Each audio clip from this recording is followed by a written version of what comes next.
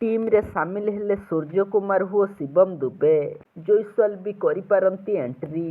तेबे सूचना अनुसार विजय हजारे ट्रॉफी 2025-26 डिसेम्बर 24 तारिख में अनुष्ठित हेबाकु जाउची। प्रथम दिन में विराट कोहली एवं रोहित शर्मा भली खेलाड़ी खेल देखिबाकु मिलिबो। कोहली दिल्ली पाई 2टी एवं रोहित मुंबई पाई 2टी मैच खेलिबे।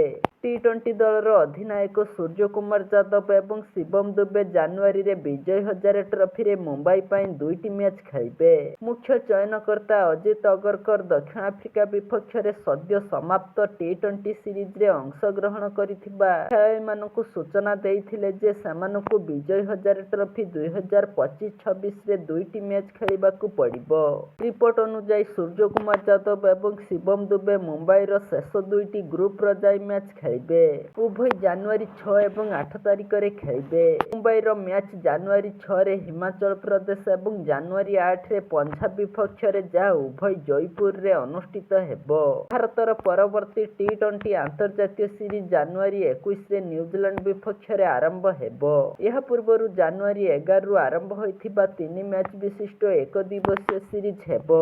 रोहित शर्मा विजय हजारे ट्रॉफी पाई जयपुर रे पहुंचीचंती। से शार्दुल ठाकुर अधिनायकत्व रे प्रथम 2टी मैच खेलिबे। रोहित एवं शार्दुल आसंता काली एकाठी अभ्यास करुथुबार नजर आसिबे। मुंबई रो प्रथम मैच डिसेम्बर 24 रे सिक्किम विपक्ष रे एवं द्वितीय मैच डिसेम्बर 26 रे उत्तराखंड विपक्ष रे। दलर समस्त मैच जयपुर रे अनुष्ठित हेबो। सैयद मुश्ताक अली टी20 ट्रॉफी रे जयसवाल शेष मैच आड़कू उपस्थित रहिबे बोली कुहाଯାଉଛି। तेबे देखा जाऊ कौन हेउची। या समस्त खेलाड़ी फिट रहिबे हो आसंता अंतर्जातीय मैच गुड़िक निजर फॉर्मेट बजाई रखि पारिबे।